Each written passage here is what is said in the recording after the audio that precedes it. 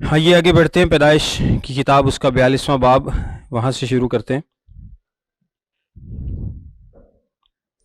ہم نے ابھی تک دیکھا ہے کہ یوسف کو مصر کا حاکم بنایا گیا ہے اور کال کا دور جو ہے وہ شروع ہو چکا ہے۔ اب 42ویں باب کی پہلی آیت سے لکھا ہے، اور یعقوب کو معلوم ہوا کہ مصر میں غلہ ہے، تب اس نے اپنے بیٹوں سے کہا کہ تم کیوں ایک دوسرے کا منہ تاکتے ہو؟ دیکھو میں نے سنا ہے کہ مصر میں غلہ ہے، تم وہاں جاؤ اور وہاں سے ہمارے لیے اناج مول لے آؤ تاکہ ہم زندہ رہیں اور ہلاک نہ ہوں۔ اب یہ جو کال ہے، یہ اس نے ساری دنیا کو، اس وقت کی جو بڑے بڑے ممالک ہیں ان کو افیکٹ کیا ہے، اور اس کا اثر مصر کے ساتھ ساتھ ملک کنعان پر بھی آیا ہے۔ ملک کنعان پر بھی کال کا اثر ہے، اور جب ملک کنعان پر کال کا اثر ہے تو اس کا مطلب یہ ہے کہ یعقوب اور اس کے خاندان پر بھی اس کال کا اثر آ چکا ہے۔ اور آگے چل کر ہم دیکھیں گے کہ یہ شاید کال کا پہلا ہی سال تھا جب ان کے پاس غلہ ختم ہو جاتا ہے، کیونکہ جب بھائی یوسف اپنے آپ کو اپنے بھائیوں پر ظاہر کرتا ہے تو وہ ان سے کہتا ہے کہ ابھی کال کے 5 اور سال باقی ہیں۔ اور اس کے بھائی دوسری دفعہ اس کے پاس گئے تھے جب یوسف نے اپنے آپ کو ان پر ظاہر کیا۔ پروبیبلی اس کال کا پہلا سال ہے جب ان کے پاس غلہ ختم ہو جاتا ہے، اور یعقوب کو معلوم ہوتا ہے کہ مصر میں غلہ ہے۔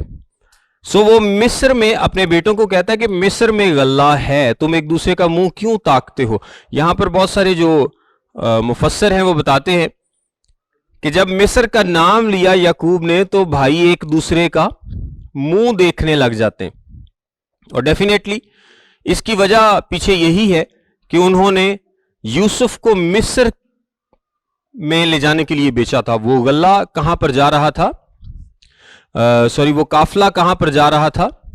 مصر کو جا رہا تھا، اور جس کے ہاتھ یوسف کو بیچا گیا تھا۔ جب مصر کا نام آتا ہے تو ان کے ذہنوں، ان کے چہروں پر بھی تھوڑی پریشانی آتی ہے کہ مصر کا نام آیا ہے۔ آپ کا جو گناہ ہے چاہے وہ کتنا ہی پرانا کیوں نہ ہو، لیکن اگر آپ نے کوئی ایسا گناہ کیا ہے تو وہ جلدی آپ کی جان نہیں چھوڑتا، کیونکہ جب یوسف ان کو قید کرائے گا تو یہ بھائی آپس میں یاد کریں گے کہ ہم نے یوسف کے ساتھ ایسا کیا تھا، اس لیے ہمارے ساتھ ایسا ہو، یعنی فوراً ان کو ان کا گناہ یاد آئے گا۔ اسی طرح اگر ہم نے کوئی غلطی کی ہو، کوئی خطا کی ہو، چاہے کسی کو پتا ہے یا نہیں پتا، لیکن ہمارا اپنا ضمیر ہمیں چین سے نہیں بیٹھنے دیتا جب تک کہ اس گناہ کا تدارک نہیں ہو جاتا۔ مصر کا نام لیتے ہی وہ ایک دوسرے کے منہ کو دیکھتے ہیں، اور آگے لکھا ہے، دیکھو میں نے سنا ہے کہ مصر میں غلہ ہے، تم وہاں جاؤ اور وہاں سے ہمارے لیے اناج مول لے آؤ تاکہ ہم زندہ رہیں اور ہلاک نہ ہوں۔ یوسف کے 10 بھائی غلہ مول لینے کو مصر میں آئے، پر یعقوب نے یوسف کے بھائی بنیامین کو اس کے بھائیوں کے ساتھ نہ بھیجا، کیونکہ اس نے کہا کہ کہیں اس پر کوئی آفت نہ آ جائے۔ اس سے پہلے یعقوب کا فیورٹ بیٹا کون تھا؟ یوسف تھا، یعنی یعقوب ایک طرح سے صرف 2 ہی بچوں کو اپنے فیورٹ قرار دیتا ہے، اور وہ یوسف اور بنیامین ہیں، جو کہ اس کی بیوی راخل سے پیدا ہوئے تھے۔ اور اب یوسف نہیں ہے تو وہ کہتا ہے کہ بنیامین میرے لیے سب کچھ ہے۔ تو جس طرح کی وہ فیور یوسف کو دیتا تھا، اب وہی فیور وہ بنیامین کو دیتا ہے، اس کو بہت زیادہ امپورٹنس دیتا ہے جس طرح وہ یوسف کو دیتا تھا، جو کہ ایک سینس میں ٹھیک نہیں ہے، کیونکہ باقی بھائی جو ہیں وہ اس سے برا محسوس کرتے ہیں کہ ان کو وہ فیور نہیں دی جاتی۔ جو لوگ غلہ خریدنے آئے ان کے ساتھ اسرائیل کے بیٹے بھی آئے، کیونکہ کنعان کے ملک میں کال تھا اور یوسف ملک مصر کا حاکم تھا، اور وہی ملک کے سب لوگوں کے ہاتھ غلہ بیچتا تھا۔ یوسف کے بھائی آئے اور اپنے سر زمین پر ٹیک کر اس کے حضور ادب بجا لائے۔ یوسف اپنے بھائیوں کو دیکھ کر ان کو پہچان گیا، پر اس نے ان کے سامنے اپنے آپ کو انجان بنا لیا اور ان سے سخت لہجے میں پوچھا، تم کہاں سے آئے ہو؟ انہوں نے کہا، کنعان کے ملک سے اناج مول لینے کو۔ یوسف نے تو اپنے بھائیوں کو پہچان لیا تھا، پر انہوں نے اسے نہ پہچانا، اور یوسف ان خوابوں کو جو اس نے ان کی بابت دیکھے تھے، یاد کر کے ان سے کہنے لگا کہ تم جاسوس ہو، تم آئے ہو کہ اس ملک کی بری حالت دریافت کرو۔ انہوں نے اس سے کہا، نہیں خداوند، تیرے غلام اناج مول لینے آئے ہیں، ہم سب ایک ہی شخص کے بیٹے ہیں، ہم سچے ہیں، تیرے غلام جاسوس نہیں ہیں۔ اس نے کہا، نہیں، بلکہ تم اس ملک کی بری حالت دریافت کرنے کو آئے ہو۔ تب انہوں نے کہا، تیرے غلام 12 بھائی ایک ہی شخص کے بیٹے ہیں جو ملک کنعان میں ہے، سب سے چھوٹا اس وقت ہمارے باپ کے پاس ہے اور ایک کا کچھ پتہ نہیں۔ یہ جو ایک کا کچھ پتہ نہیں جس کو ٹرانسلیٹ کیا گیا ہے، اس کا مطلب ہے کہ ایک اب زندہ نہیں ہے۔ اس کی بہت سارے تراجم میں یہ ٹرانسلیشن کی جاتی ہے کہ ایک اب زندہ نہیں ہے، اور یہ جھوٹ بول رہے ہیں، باقی باتیں وہ ٹھیک بتا رہے ہیں، لیکن یوسف کے بارے میں وہ جھوٹ بول رہے ہیں کہ وہ زندہ نہیں ہے۔ تب یوسف نے ان سے کہا، میں تو تم سے کہہ چکا کہ تم جاسوس ہو، سو تمہاری آزمائش اس طرح کی جائے گی کہ فرعون کی حیات کی قسم تم یہاں سے جانے نہ پاؤ گے جب تک تمہارا سب سے چھوٹا بھائی یہاں نہ آ جائے۔ سو اپنے میں سے کسی ایک کو بھیجو کہ وہ تمہارے بھائی کو لے آئے، اور تم قید رہو کہ تمہاری باتوں کی تصدیق ہو کہ تم سچے ہو یا نہیں، ورنہ فرعون کی حیات کی قسم تم ضرور ہی جاسوس ہو۔ اور اس نے ان سب کو 3 دن تک اکٹھے نظر بند رکھا۔ وہ 10 کے 10 بھائی یوسف کے آگے حاضر ہوتے ہیں اور یوسف ان کو پہچان جاتا ہے، لیکن وہ یوسف کو نہیں پہچانتے۔ ڈیفینیٹلی یوسف سب سے چھوٹا تھا، اور چھوٹا بھائی بڑے بھائیوں کی شکل کتنی ایک چینج ہو گئی ہوگی، لیکن کیونکہ یوسف 17 سال کا تھا جب وہ بیچا گیا، اور اب وہ کتنے سال کا ہے؟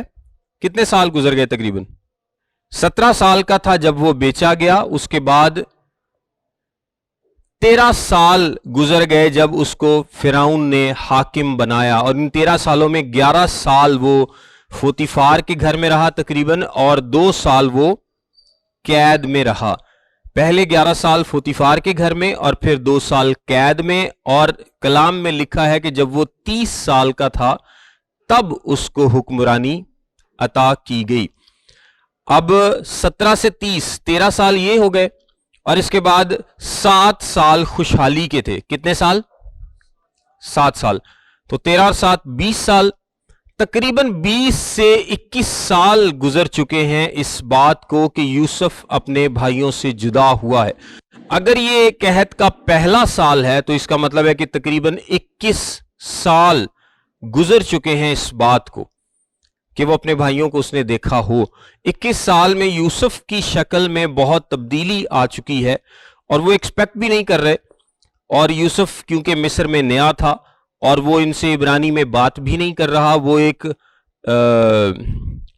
اور شخص کے ذریعے ان سے بات کرتا ہے، یعنی ایک انٹرپریٹر کے ذریعے، ایک ترجمہ کرنے والے شخص کے ذریعے ان کے ساتھ بات کرتا ہے۔ سو ان کے کبھی ذہن میں بھی نہیں ہوگا کہ ایک مصری زبان بولنے والا شخص ہمارا بھائی ہو سکتا ہے، اور وہ بھی اتنے بڑے عہدے پر، سوال ہی پیدا نہیں ہوتا۔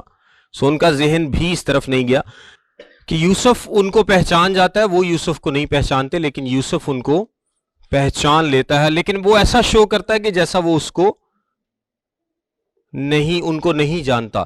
اب بہت سارے لوگ یہاں پر کہتے ہیں کہ یوسف نے جان بوجھ کر ایسا کیا، اور وہ شاید اپنے بھائیوں کو کوئی دکھ دینا چاہتا ہے، لیکن بہت سارے مفسرین کا یہ ماننا ہے کہ یہ خدا کی طرف سے ہوا تھا۔ خدا نے اس کو ایسا کرنے دیا تاکہ وہ لوگ توبہ کر سکیں، بھائیوں کو احساس ہو سکے، ان کو اپنے گناہ کا احساس ہو، اور وہ توبہ کر سکیں، توبہ کی طرف مائل ہو سکے، اور اپنے اس کام پر پشیمان ہو سکے جو کہ بہت سال پہلے انہوں نے کیا تھا۔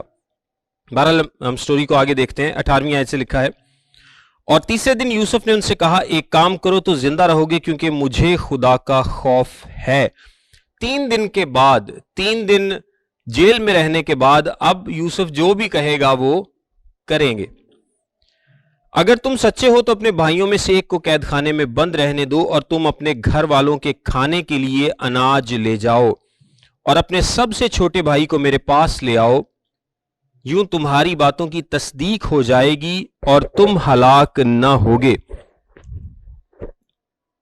سو انہوں نے ایسا ہی کیا، اور وہ آپس میں کہنے لگے، کہ ہم دراصل اپنے بھائی کے سبب سے مجرم ٹھہرے ہیں، کیونکہ جب اس نے ہم سے منت کی تو ہم یہ دیکھ کر بھی کہ اس کی جان کیسی مصیبت میں ہے اس کی نہ سنی، اسی لیے یہ مصیبت ہم پر آ پڑی ہے۔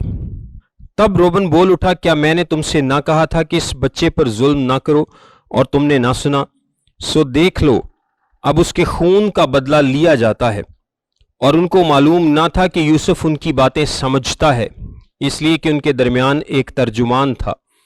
تب وہ ان کے پاس سے ہٹ گیا اور رویا، اور پھر ان کے پاس آ کر ان سے باتیں کی، اور ان میں سے شمعون کو لے کر ان کی آنکھوں کے سامنے اسے بندھوا دیا۔ شمعون کا کوئی خاص کردار نہیں لگتا اس سارے سلسلے میں، وہ بھی باقی بھائیوں کے ساتھ ہی تھا، کیونکہ روبن نے اس کو بچانے کی کوشش کی تھی تھوڑی سی، یا یہودا نے بچانے کی کوشش کی تھی، لیکن پھر بھی وہ شمعون کو وہاں پر رکھ لیتا ہے۔ یہ نہیں معلوم کہ کیوں، شاید شمعون نے خود کو پیش کیا ہو کہ میں یہاں پر رکتا ہوں اور تم جاؤ اور چھوٹے بھائی کو لے آؤ۔ پھر یوسف نے حکم کیا کہ ان کے بوروں میں اناج بھریں اور ہر شخص کی نقدی اسی کے بورے میں رکھ دیں اور ان کو زیادہ راہ بھی دے دیں۔ چنانچہ ان کے لیے ایسا ہی کیا گیا، اور انہوں نے اپنے گدھوں پر غلہ لاد لیا اور وہاں سے روانہ ہوئے۔ جب ان میں سے ایک نے منزل پر اپنے گدھے کو چارہ دینے کے لیے اپنا بورا کھولا تو اپنی نقدی بورے کے منہ میں رکھی دیکھی۔ تب اس نے اپنے بھائیوں سے کہا کہ میری نقدی پھیر دی گئی ہے، وہ میرے بورے میں ہے، دیکھ لو۔ پھر تو وہ حواس باختہ ہو گئے اور ہکا بکا ہو کر ایک دوسرے کو دیکھنے اور کہنے لگے، خدا نے ہم سے یہ کیا کیا؟ اور وہ ملک کنعان میں اپنے باپ یعقوب کے پاس آئے اور ساری واردات اسے بتائی، اور کہنے لگے کہ اس شخص نے جو اس ملک کا مالک ہے ہم سے سخت لہجے میں باتیں کی، اور ہم کو اس ملک کے جاسوس سمجھا۔ ہم نے اس سے کہا کہ ہم سچے آدمی ہیں، ہم جاسوس نہیں، ہم 12 بھائی ایک ہی باپ کے بیٹے ہیں، ہم میں سے ایک کا کچھ پتہ نہیں، اور سب سے چھوٹا اس وقت ہمارے باپ کے پاس ملک کنعان میں ہے۔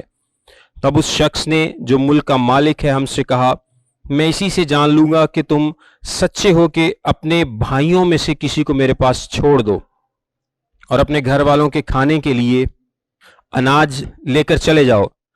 34ویں آیت سے پڑھتا ہوں، اور اپنے سب سے چھوٹے بھائی کو میرے پاس لے آؤ، تب میں جان لوں گا کہ تم جاسوس نہیں بلکہ سچے آدمی ہو، اور میں تمہارے بھائی کو تمہارے حوالے کر دوں گا، پھر تم ملک میں سوداگری کرنا۔ اور یوں ہوا کہ جب انہوں نے اپنے اپنے بورے خالی کیے تو ہر شخص کی نقدی کی تھیلی اسی کے بورے میں رکھی دیکھی، اور وہ اور ان کا باپ نقدی کی تھیلیاں دیکھ کر ڈر گئے۔ اب دیکھیں 10 بھائی ہیں، اور انہوں نے ایک منزل پر جا کر ایک بورا کھولا ہے اور اس کی نقدی اس کو اس بورے میں ملی ہے، اور وہ اتنے پریشان ہو گئے، اتنے گھبرا گئے ہیں کہ انہوں نے باقی بورے نہیں کھولے۔ باقی بورے وہ کہاں جا کر کھول رہے ہیں؟ اپنے گھر جا کر کھول رہے ہیں۔ حالانکہ ویسے ان کو باقی بورے بھی شاید وہاں پر چیک کر لینے چاہیے تھے، لیکن باقی بورے جو ہیں وہ گھر جا کر کھولتے ہیں۔ اور ان کے باپ یعقوب نے ان سے کہا، تم نے مجھے بے اولاد کر دیا۔ اگین یعقوب کی وہی بات کہ جیسے اس کے صرف 2 ہی بیٹے ہیں، یوسف نہیں رہا اور بنیامین نہیں رہا، تو میں بے اولاد ہو گیا۔ یوسف نہیں رہا اور شمعون بھی نہیں ہے، اور اب بنیامین کو بھی لے جانا چاہتے ہو، یہ سب باتیں میرے خلاف ہیں۔ یہ شمعون کا نام ویسے یعقوب نے نا ہمیں بھی ڈال لیا بیچ میں، کیونکہ شمعون کی فکر نہیں ہے یعقوب کو، شمعون کی فکر نہیں ہے یعقوب کو، یعقوب کو صرف یوسف کی فکر تھی، اور یعقوب کو صرف بنیامین کی فکر ہے، اس کو شمعون کی فکر نہیں ہے۔ لیکن اب چونکہ شمعون نہیں ہے گھر پہ، اس حاکم نے، مصری حاکم نے یعنی یوسف نے اس کو رکھ لیا ہے، اس لیے یعقوب نے اس کا نام لیا ہے۔ یہ آگے جا کے ثابت بھی ہو جائے گا۔ اور وہ کہتا ہے کہ یہ سب باتیں میرے خلاف ہیں۔ اگر آپ تھوڑا سا موازنہ کریں یوسف کی زندگی سے یعقوب کی زندگی کا، تو یعقوب بیسیکلی کوڑ رہا ہے، اور وہ کیا کہہ رہا ہے کہ یہ سب باتیں میرے خلاف ہیں۔ لیکن آپ نے یوسف کے منہ سے کبھی ایسی بات نہیں سنی۔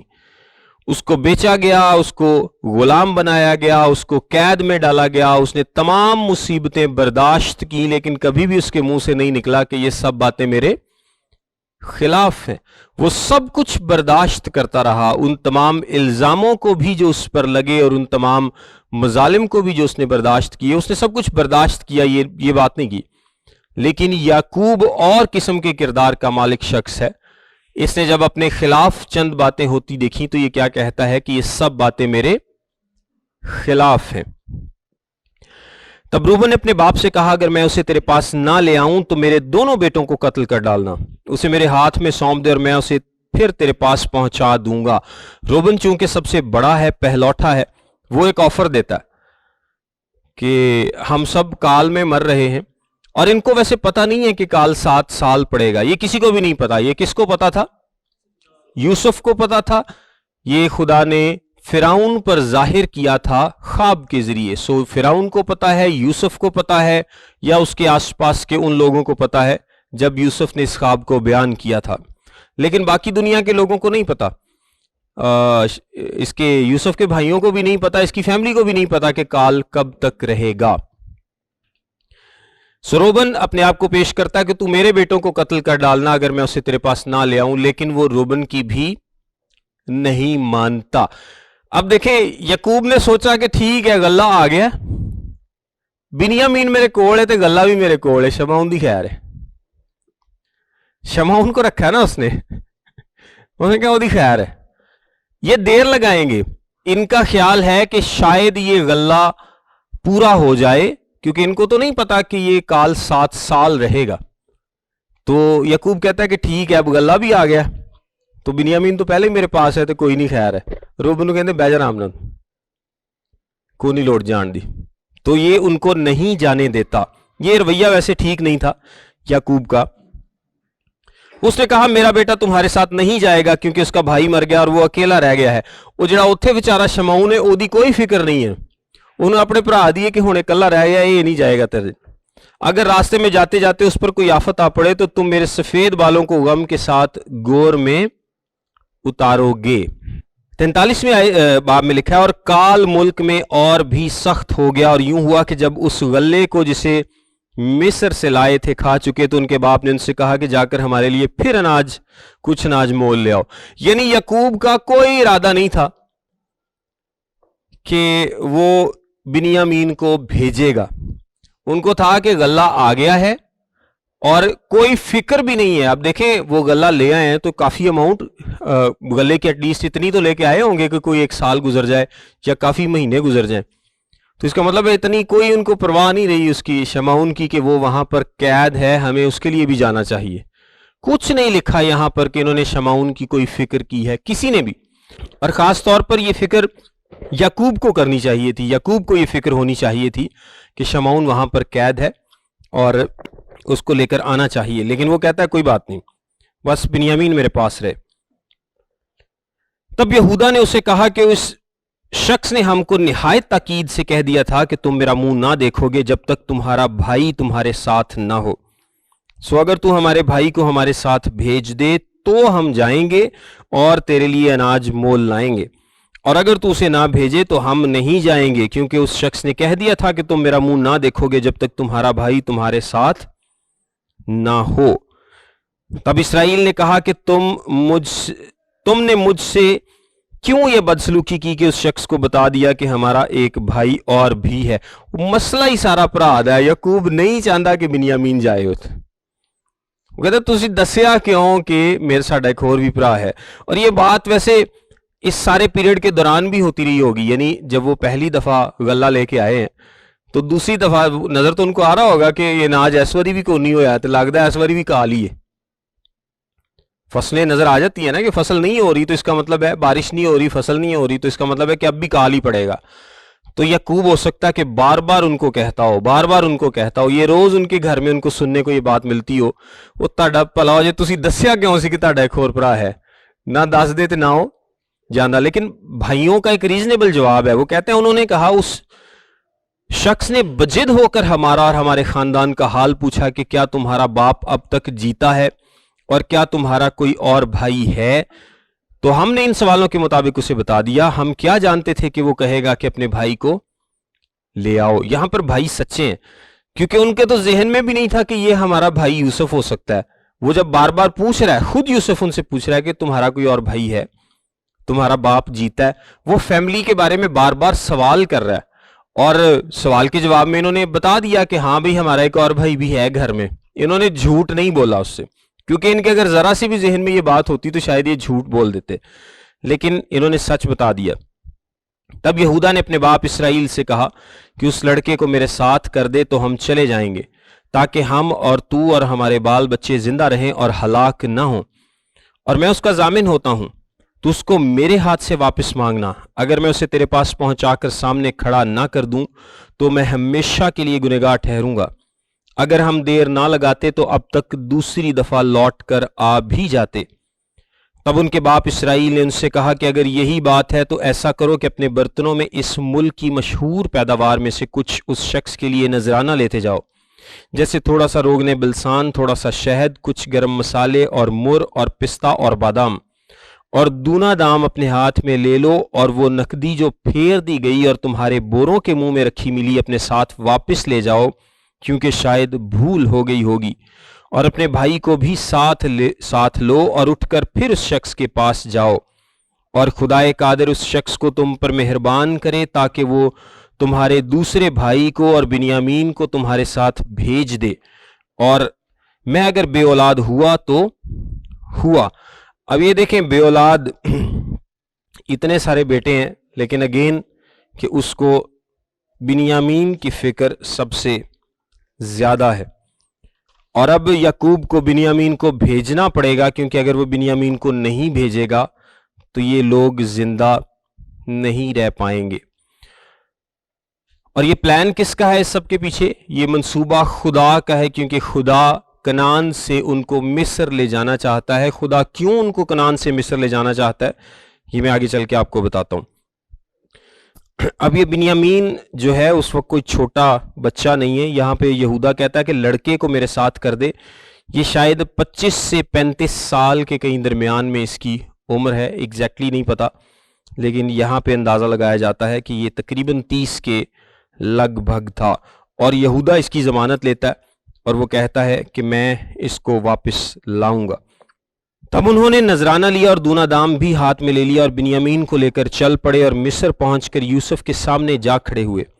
جب یوسف نے بنیامین کو ان کے ساتھ دیکھا تو اس نے اپنے گھر کے منتظم سے کہا، ان آدمیوں کو گھر میں لے جا اور کوئی جانور ذبح کر کے کھانا تیار کروا، کیونکہ یہ آدمی دوپہر کو میرے ساتھ کھانا کھائیں گے۔ پریشان ہوں گے وہ سارے بھائی کہ اب یہ شخص ہمارے ساتھ کیا کرنے جا رہا ہے، ہم نہیں جانتے، اور ان کو آرڈر دیا جاتا ہے کہ یہ یوسف کے یعنی حاکم کے ساتھ کھانا کھائیں گے۔ تو ظاہری سی بات ہے کہ پہلے ان کو 3 دن قید رکھا، بعد میں ایک بھائی کو قید کر لیا کہ چھوٹے کو لے کے آؤ، نقدی پھیر دی گئی، اور اب ڈر رہے ہیں یہ بیچارے کہ کیا کریں۔ انہوں نے اپنے اپنے جواب سوچے ہوں گے کہ ہم کیا جواب دیں گے یوسف کو۔ جب ان کو یوسف کے گھر میں پہنچا دیا تو ڈر کے مارے کہنے لگے کہ وہ نقدی جو پہلی دفعہ ہمارے بوروں میں رکھ کر واپس کر دی گئی تھی اسی کے سبب سے ہم کو اندر کروا دیا ہے، تاکہ اسے ہمارے خلاف بہانہ مل جائے اور وہ ہم حملہ کر کے ہم کو غلام بنا لے اور ہمارے گدھوں کو چھین لے۔ غلام بنانے والی بات تو سمجھ میں آتی، لیکن یہ گدھوں کو چھیننے والی بات تھوڑی سی عجیب ہے۔ خیر، وہ بھائیوں کے لیے تو وہ بھی ایک امپورٹنس رکھتے ہیں، اور شاید یوسف کے لیے اتنے نہ رکھتے ہوں۔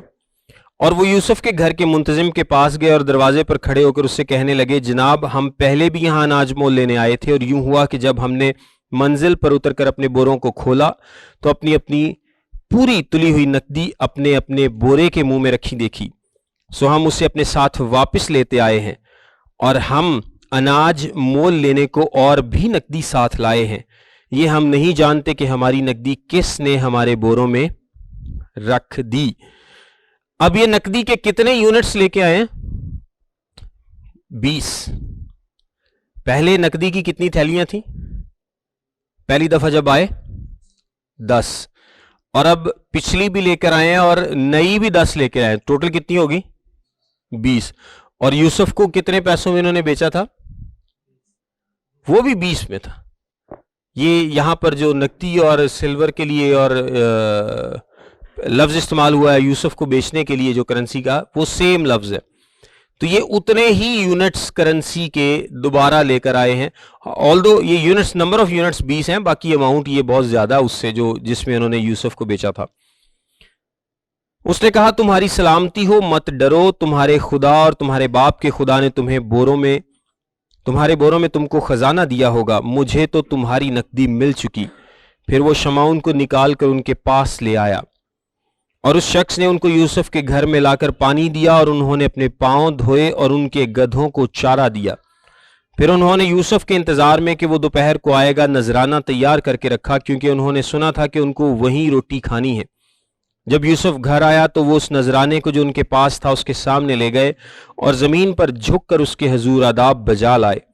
اس نے ان کی خیر و عافیت پوچھی اور کہا کہ تمہارا بوڑھا باپ جس کا تم نے ذکر کیا تھا اچھا تو ہے؟ کیا وہ اب تک جیتا ہے؟ یعنی یہ کچھ دیر کے بعد واپس آئے ہیں، سو یوسف اپنے باپ کا حال پوچھتا ہے۔ انہوں نے جواب دیا، تیرا خادم ہمارا باپ خیریت سے ہے اور اب تک جیتا ہے۔ پھر وہ سر جھکا جھکا کر اس کے حضور آداب بجا لائے۔ پھر اس نے آنکھ اٹھا کر اپنے بھائی بنیامین کو جو اس کی ماں کا بیٹا تھا دیکھا اور کہا، تمہارا سب سے چھوٹا بھائی جس کا ذکر تم نے مجھ سے کیا تھا یہی ہے؟ پھر کہا کہ اے میرے بیٹے خدا تجھ پر مہربان رہے۔ تب یوسف نے جلدی کی کیونکہ بھائی کو دیکھ کر اس کا جی بھر آیا اور وہ چاہتا تھا کہ کہیں جا کر روئے، سو وہ اپنی کوٹھڑی میں جا کر وہاں رونے لگا۔ پھر وہ اپنا منہ دھو کر باہر نکلا اور اپنے کو ضبط کر کے حکم دیا کہ کھانا چنو، اور انہوں نے اس کے لیے الگ اور ان کے لیے جدا اور مصریوں کے لیے جو اس کے ساتھ کھاتے تھے جدا کھانا چنا، کیونکہ مصر کے لوگ عبرانیوں کے ساتھ کھانا نہیں کھا سکتے تھے، کیونکہ مصریوں کو اس سے کراہیت ہے۔ اور یوسف کے بھائی اس کے سامنے ترتیب وار اپنی عمر کی بڑائی اور چھوٹائی کے مطابق بیٹھے اور آپس میں حیران تھے۔ پھر وہ اپنے سامنے سے کھانا اٹھا کر حصے کر کے ان کو دینے لگا، اور بنیامین کا حصہ ان کے حصوں سے 5 گنا زیادہ تھا، اور انہوں نے میں پی اور اس کے ساتھ خوشی منائی۔ یہاں پر 2 امپورٹنٹ باتیں میں آپ کو بتاتا ہوں۔ پہلی امپورٹنٹ بات یہ ہے کہ انہوں نے اب کھانا ہے، انہوں نے اکٹھے کھانا ہے، اور کھانا 3 حصوں میں چنا گیا ہے، ایک یوسف کے لیے، دوسرا مصریوں کے لیے، اور تیسرا کنانیوں یعنی یوسف کے بھائیوں کے لیے۔ اب یہ دیکھیں کہ یہ الگ الگ کھانا کیوں چنا گیا ہے۔ اس زمانے میں مصر دنیا میں سب سے زیادہ نسلی تعصب پرستی کا شکار ملک تھا۔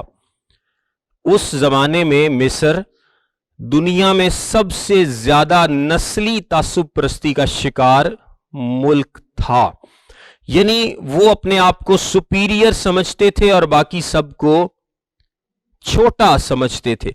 مصری سمجھتے تھے کہ جو مصری لوگ ہیں، آپ کو پتا ہے کہ مصر ایک سپر پاور کی طرح تھا اس زمانے میں، بہت طاقتور لوگ تھے، اور اب تو غلہ بھی صرف ان کے پاس ہے، باقی کسی کے پاس ہے بھی نہیں۔ تو وہ سمجھتے تھے کہ مصری جو ہے یہ خداؤں کی اولاد ہے، مصری خداؤں کی اولاد ہیں، اور باقی جو لوگ ہیں یہ سارے عام لوگ ہیں، ان کی کوئی خاص اہمیت نہیں ہے۔ سو اتنی زیادہ تعصب پرستی وہ کرتے تھے کہ دیکھیں یوسف بے شک مصر کا حاکم بن چکا ہے، اس وقت وہ مصر کا وزیر اعظم ہے اور فرعون کے بعد سارے معاملات اس کے ہاتھ میں ہیں، لیکن اس کے لیے بھی الگ کھانا چنا گیا کیونکہ مصری اس کے ساتھ بھی نہیں کھا سکتے تھے، وہ نہیں کھاتے تھے، وہ دوسروں کو کچھ نہیں سمجھتے تھے، دوسروں کو بالکل مکس نہیں تھے ہونے دیتے اپنے آپ میں۔ اب دیکھیں کہ یہ خدا کا کتنا زبردست پلان ہے کہ خدا بنی اسرائیل کو کنعان سے کہاں لے کر آ رہا ہے؟ مصر میں۔ اور اس کی سب سے بڑی وجہ کیا ہے؟ اس کی وجہ یہ ہے، بہت ساری وجوہات میں سے، کہ مصر میں بنی اسرائیل مکس نہیں ہو پائیں گے، وہ ایک نسلی تعصب پرستی کا شکار ملک ہے، وہ کبھی بھی اسرائیلیوں کو، اس خاندان کو اجازت نہیں دے گا کہ وہ شادیاں آپس میں کریں، مکس ہو جائیں، مخلوط ہو جائے، خلط ملط ہو جائے، سارا کچھ ہو جائے، یہ مصر اجازت نہیں دے گا۔ لیکن کنعان بالکل اس کے اپوزٹ ہے۔ اگر یہی خاندان کنعان میں رہتا تو 400 سالوں میں یہ اتنا مکس ہو جاتا کہ ان کو پتہ بھی نہ چلتا کہ یہ کون ہے۔ اور اس کی ابتدا ہو چکی تھی۔ یہودا نے کس عورت سے شادی کی تھی؟ ایک کنانی عورت سے۔ کس عورت سے؟ ایک کنانی عورت سے۔ اور پھر یہودا اپنے بیٹے کے لیے کون سی عورت لے کر آیا؟ پھر ایک کنانی عورت۔ وہ خود بھی کنانی عورت سے شادی کرتا اور پھر اپنے بیٹے کے لیے بھی کنانی عورت۔ لے کے آتا ہے. تو آپ یہ دیکھیں کہ یہ سلسلہ رکتا کہاں پر. ان کا ایک ایسی جگہ پر رہنا ضروری تھا اس خاندان کا جہاں پر یہ سروائیو کر سکیں, جہاں پر یہ زندہ بھی رہ سکیں اور ان کی نسل بھی آپس میں مکس نہ ہو, یعنی ان کی آئیڈینٹی برقرار رہ سکے, ان کی انفرادیت برقرار رہ سکے. آپ اس پوائنٹ کو سمجھ پائیں کہ کنعان میں رہتے تو یہ وہاں پر مکس ہو جاتے ان کے ساتھ, اس لیے خدا ان کو وہاں سے مصر میں لے آیا. مصر میں اب مصری کسی نے لفٹ ہی نہیں کراتے, انہوں نے مکس ہونے نہیں سی دینا. وہ یوسف کے ساتھ کھانا نہیں کھاتے, وہ کسی کے ساتھ کھانا نہیں کھاتے, وہ کوئی تعلق نہیں رکھتے, وہ شادیاں نہیں کرنا چاہتے. یہاں پر یہ نسل کیا ہوگی, یہ 400 سال تک چھوٹے سے خاندان سے ایک بڑی قوم بن جائے گی.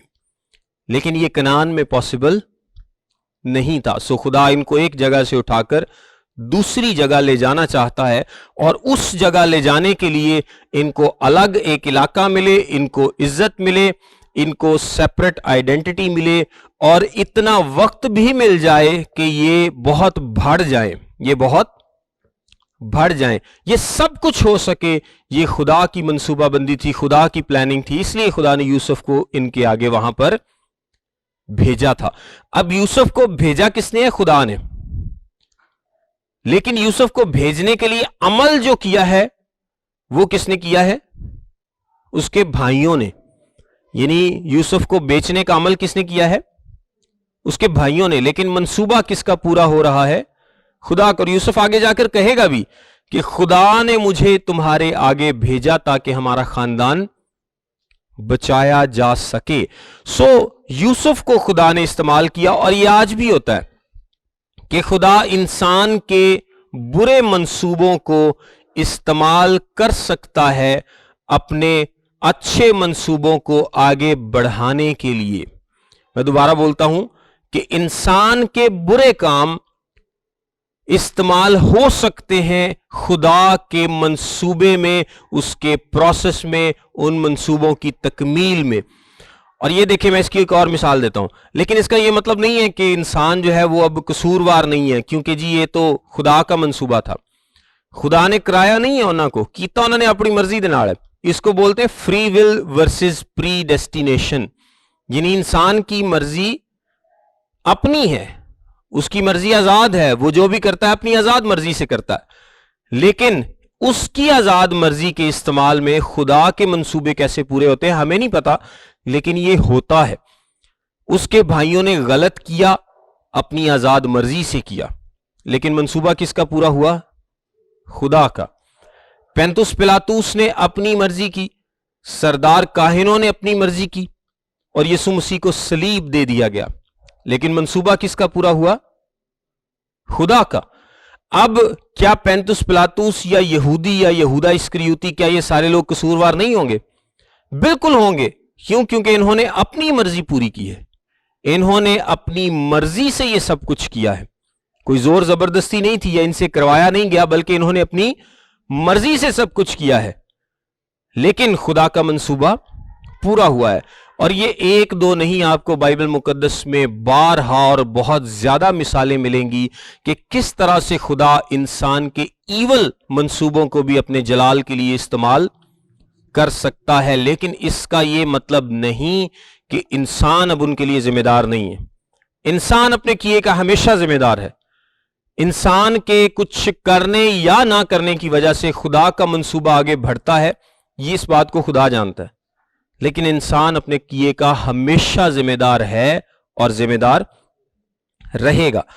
خدا ان کو مصر میں لے جانا چاہتا ہے تاکہ وہاں پر ان کی آئیڈینٹی برقرار رہے, ان کی انفرادیت برقرار رہے, اور یہ ایک خاندان سے ایک بڑی قوم بن جائیں, ایک بڑی قوم بن سکیں.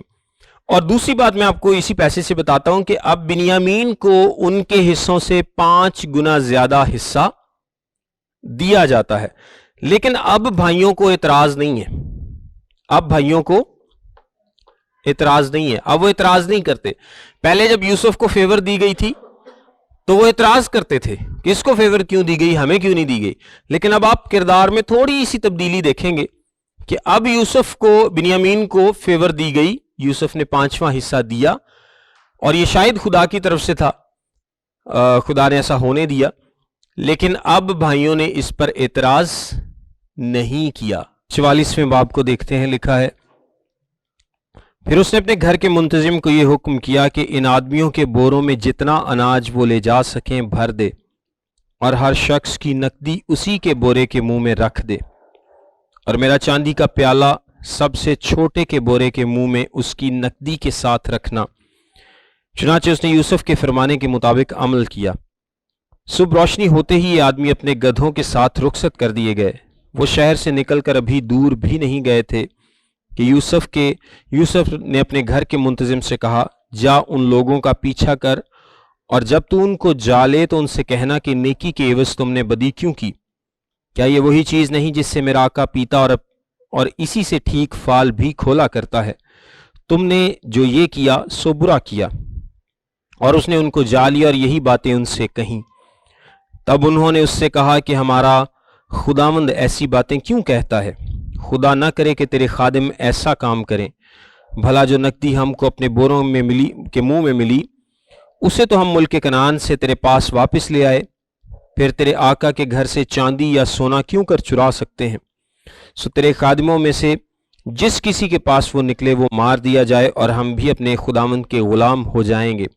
اب یہ بھائی سارے بڑی خوشی خوشی مصر سے لوٹے ہیں کہ سب کچھ اچھا ہو گیا، شمعون بھی ہمارے ساتھ ہے، بنیامین کو بھی اس نے نہیں رکھا، سب کچھ اچھا ہو گیا، اب ہم خوشی خوشی گھر کو لوٹیں گے اور غلہ بھی ہمارے ساتھ ہے۔ لیکن انہوں نے نہیں سوچا تھا کہ اب ایک اور مصیبت ان پر آنے والی ہے، اور یوسف جان بوجھ کر اپنا جو پیالہ ہے وہ بنیامین کے بورے میں رکھ دیتا ہے، اور بعد میں اپنے گھر کے منتظم کو بھیجتا ہے کہ وہ جا کر چیک کرے۔ اور ان بھائیوں کو اتنا اعتماد ہے ایک دوسرے پر، اور یہ اچھی بات ہے، یہ بھروسہ کرتے ہیں ایک دوسرے پر کہ ہم میں سے کوئی چوری نہیں کر سکتا، اس لیے وہ کہہ دیتے ہیں کہ جس کسی کے پاس تیرا پیالہ ملے اس کو قتل کر دیا جائے۔ اب اگر ان کو ذرا بھی شک ہوتا نا کہ ہم میں ساڑے چو کسی نے کام وکھاتا ہونا ہے، کسی بھرا نوں کسی تے بھی شک ہوندا نا ماڑا جا بھی، تو انہیں کہنا سی او فلانے کو چیک کر لو پہلے۔ لیکن ان کو بالکل بھی کوئی شک نہیں ہے، کسی بھائی کو دوسرے بھائی پر شک نہیں ہے، جو کہ بہت اچھی بات ہے، بھروسہ کرتے ہیں، اور اسی بھروسے یہ کہتے ہیں کہ اگر کسی کے پاس تیرا پیالہ نکلے تو وہ مار دیا جائے، اور ہم بھی اپنے خداوند کے غلام ہو جائیں گے۔ اس نے کہا کہ تمہارا ہی کہنا صحیح، جس کے پاس وہ نکل آئے وہ میرا غلام ہوگا اور تم بے گناہ ٹھہرو گے۔ تب انہوں نے جلدی کی اور ایک ایک نے اپنا برا زمین پر اتار لیا، اور ہر شخص نے اپنا برا کھول دیا۔ سو وہ ڈھونڈنے لگا اور سب سے بڑے سے شروع کر کے سب سے چھوٹے پر تلاشی ختم کی، اور پیالہ بنیامین کے بورے میں ملا۔ تب انہوں نے اپنے پیراہن چاک کیے اور ہر ایک اپنے گدھے کو لاد کر الٹا شہر کو پھرا۔ اب یہاں پر آپ ایک اور تبدیلی ان میں دیکھیں گے۔ جب یوسف کو ان لوگوں نے بیچا تھا یا اس کو قتل کرنے لگے تھے تو کیا انہوں نے یوسف کا سوچا؟ نہیں سوچا۔ انہوں نے یوسف کا بالکل نہیں سوچا۔ کیا انہوں نے اپنے باپ کا سوچا کہ اس پر کیا گزرے گی؟ بالکل نہیں۔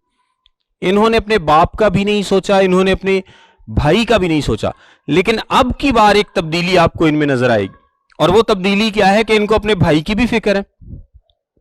کیوں؟ کیونکہ پیالہ تو بنیامین کے بورے میں ملا ہے، تو اب تو آسان بہانہ مل سکتا تھا کہ جی اسی تو لے کے آنڈے سا، وہ نہیں چوری کیتی ہے تو پھڑیا گیا ہے تو انہوں نے راہ لیا۔ لیکن کیونکہ اس کے باپ کی جان بنیامین کے ساتھ اب جڑی ہوئی ہے، یوسف تو راہ نہیں ہے، تو اب ان کو بھائی کی بھی فکر ہے، اب ان کو باپ کی بھی فکر ہے۔ یہ ان بھائیوں کی زندگی میں تبدیلی آپ محسوس کریں گے کہ اب ان کو دونوں کی فکر ہے، اور اتنی فکر ہے کہ اب وہ جاتے ہی نہیں ہیں، اب وہ بنیامین کے بغیر واپس نہیں جاتے۔ اگر وہ باپ کی فکر نہ کرتے یا بھائی کی فکر نہ کرتے تو وہ کہتے کہ ٹھیک ہے کوئی بات نہیں، بنیامین پکڑا گیا نا، اس کو لے جاؤ، ہم نے تو کچھ نہیں کیا، یعنی ساڈا تو ویسے ہی کام بن گیا، ویکھو اسی تے کچھ کیتا بھی نہیں، اور جو اسی چاہتے سا کہ دوسرا فیورٹ جڑا منڈا ہے وہ بھی جاندا رہے، وہ بھی چلا گیا۔ بہرحال اور یہودا اور اس کے بھائی یوسف کے گھر آئے، وہ اب تک وہیں تھا، سو وہ اس کے آگے زمین پر گرے۔ تب یوسف نے ان سے کہا، تم نے یہ کیسا کام کیا؟ کیا تم کو معلوم نہیں کہ مجھ سا آدمی ٹھیک فال کھولتا ہے؟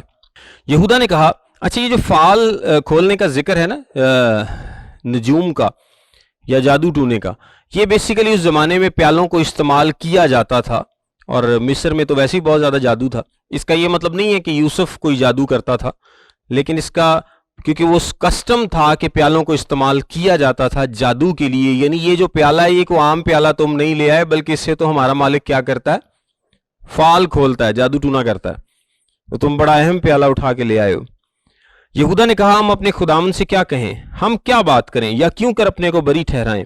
خدا نے تیرے خادموں کی بدی پکڑ لی، سو دیکھ ہم بھی اور وہ بھی جس کے پاس پیالہ نکلا دونوں اپنے خداوند کے غلام ہیں۔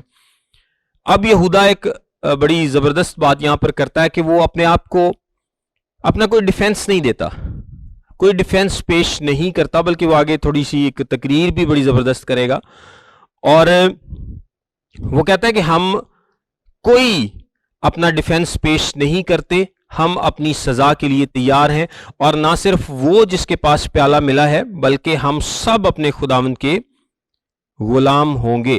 اس نے کہا خدا نہ کرے کہ میں ایسا کروں، جس شخص کے پاس یہ پیالہ نکلا وہی میرا غلام ہوگا، اور تم اپنے باپ کے پاس سلامت چلے جاؤ۔ تب یہودا اس کے نزدیک جا کر کہنے لگا اے میرے خداوند ذرا اپنے خادم کو اجازت دے کہ اپنے خداوند کے کان میں ایک بات کہے، اور تیرا غضب تیرے خادم پر نہ بھڑکے، کیونکہ تو فرعون کی مانند ہے۔ میرے خداوند نے اپنے خادموں سے سوال کیا تھا کہ تمہارا باپ یا تمہارا بھائی ہے، اور ہم نے اپنے خداوند سے کہا تھا کہ ہمارا ایک بوڑھا باپ ہے، اور اس کے بڑھاپے کا ایک چھوٹا لڑکا بھی ہے، اور اس کا بھائی مر گیا ہے اور وہ اپنی ماں کا ایک ہی رہ گیا ہے، سو اس کا باپ اس پر جان دیتا ہے۔ تب تو نے اپنے خادموں سے کہا کہ اسے میرے پاس لے آؤ اور میں اسے دیکھوں۔ ہم نے اپنے خداوند کو بتایا کہ وہ لڑکا اپنے باپ کو چھوڑ نہیں سکتا، کیونکہ اگر وہ اپنے باپ کو چھوڑے تو اس کا باپ مر جائے گا۔ پھر تو نے اپنے خادموں سے کہا کہ جب تک تمہارا چھوٹا بھائی تمہارے ساتھ نہ آئے تم پھر میرا منہ نہ دیکھو گے۔ اور یوں ہوا کہ جب ہم اپنے باپ کے پاس جو تیرا خادم ہے پہنچے تو ہم نے اپنے خداوند کی باتیں اس سے کہیں۔ ہمارے باپ نے کہا پھر جا کر ہمارے لیے کچھ اناج مول لاؤ۔ ہم نے کہا ہم نہیں جا سکتے، اگر ہمارا سب سے چھوٹا بھائی ہمارے ساتھ ہو تو ہم جائیں گے، کیونکہ جب تک ہمارا سب سے چھوٹا بھائی ہمارے ساتھ نہ ہو ہم اس شخص کا منہ نہ دیکھیں گے۔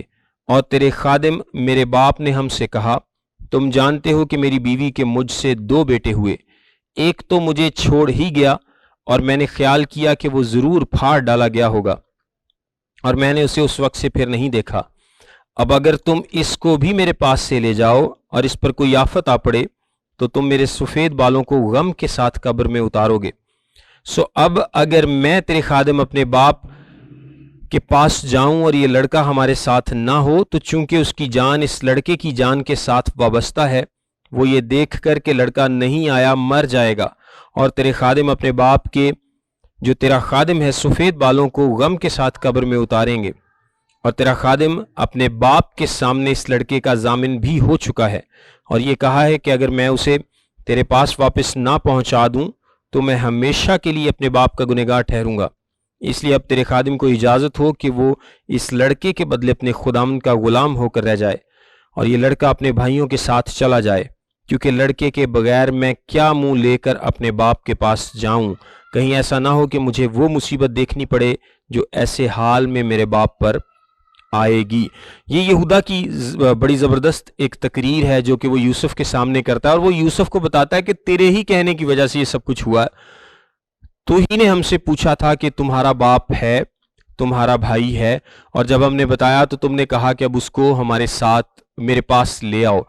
اب جب ہم لے آئے ہیں تو اس لڑکے میں اس کے باپ کی جان ہے، اگر وہ دیکھے گا کہ یہ لڑکا واپس نہیں آیا تو وہ مر جائے گا، سو اس لڑکے کا ہمارے ساتھ واپس جانا ضروری ہے، سو تو اس کی جگہ مجھے اپنا غلام کر لے اور اس لڑکے کو جانے دے، یعنی وہ اس لڑکے کی جگہ اپنے آپ کو پیش کرتا ہے۔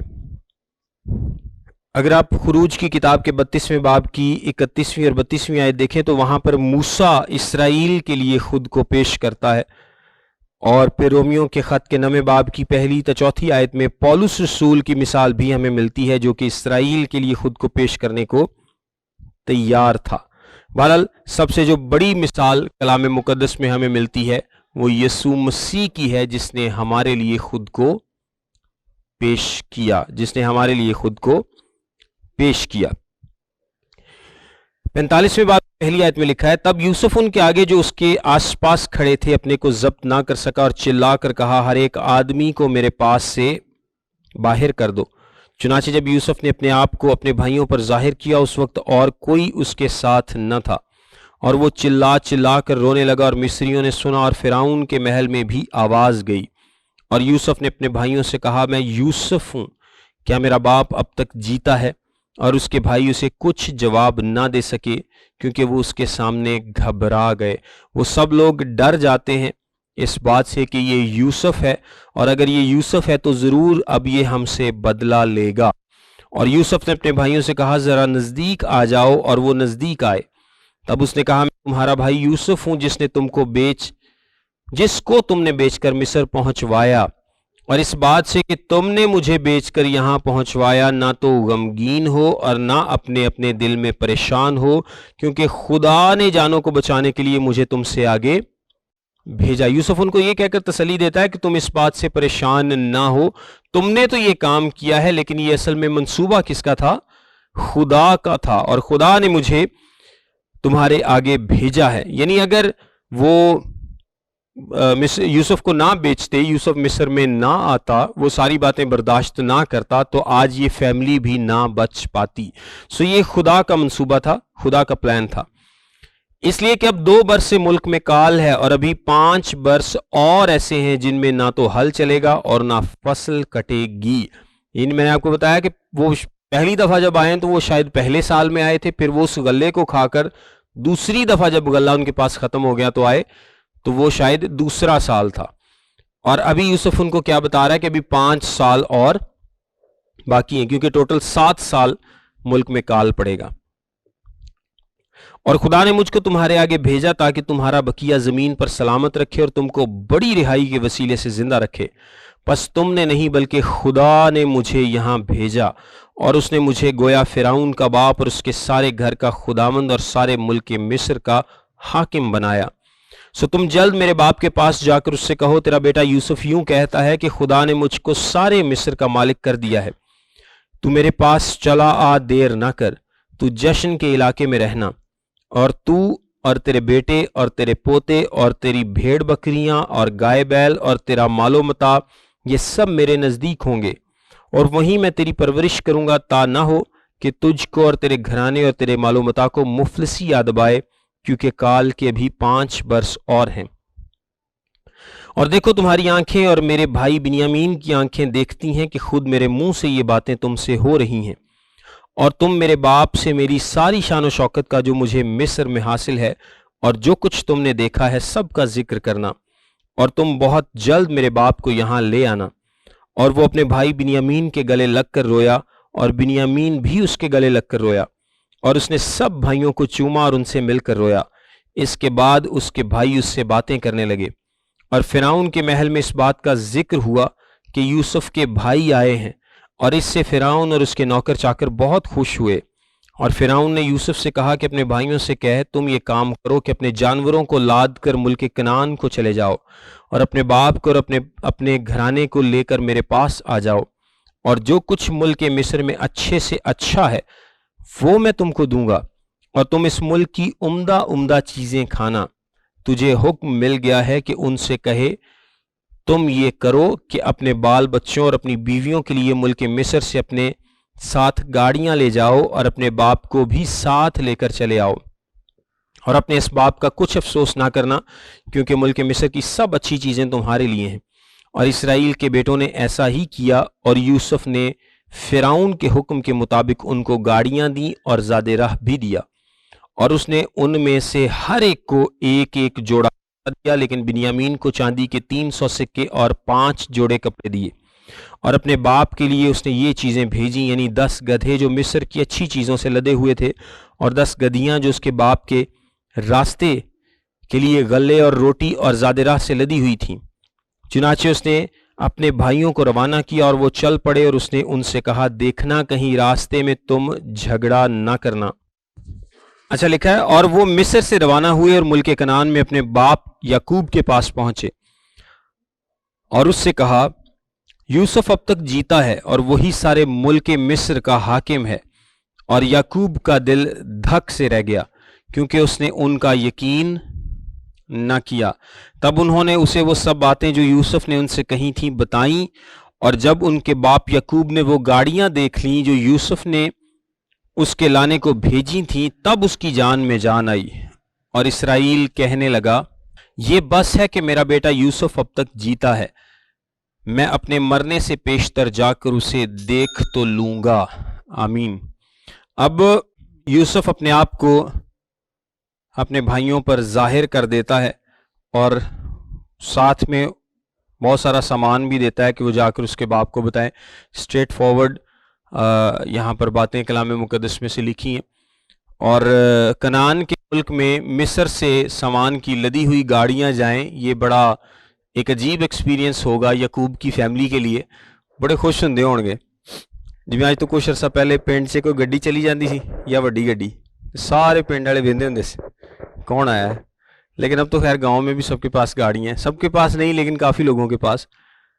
تو اس زمانے میں مصر سے اس قسم کا سامان جانا یہ ان کے لیے بڑا ہی ایک حیران کن ایکسپیرینس ہوگا، اور یعقوب بھی جب تک وہ گاڑیاں نہیں دیکھ لیتا وہ یقین نہیں کرتا کہ واقعی یہ سب کچھ ہو چکا ہے، اور اس کو یقین نہیں آتا، وہ بہت خوش ہوتا ہے۔ جس بیٹے کو وہ مردہ سمجھتا تھا وہ بیٹا جیتا ہے، جس بیٹے کو وہ مردہ سمجھتا تھا وہ بیٹا کیا ہے؟ جیتا ہے، اور زندہ بیٹا سرفراز کیا گیا ہے، زندہ بیٹا سرفراز کیا گیا ہے، اور زندہ بیٹے نے ان کو زندگی کی روٹی دی ہے، زندگی کی روٹی دی ہے، اور زندہ بیٹا ان کے لیے نجات دہندہ ہے۔ بیسیکلی اگر آپ یہ دیکھیں کہ یسوع مسیح کو بھی مردہ سمجھا گیا لیکن وہ کیا ہے؟ جیتا ہے، وہ کیا ہے؟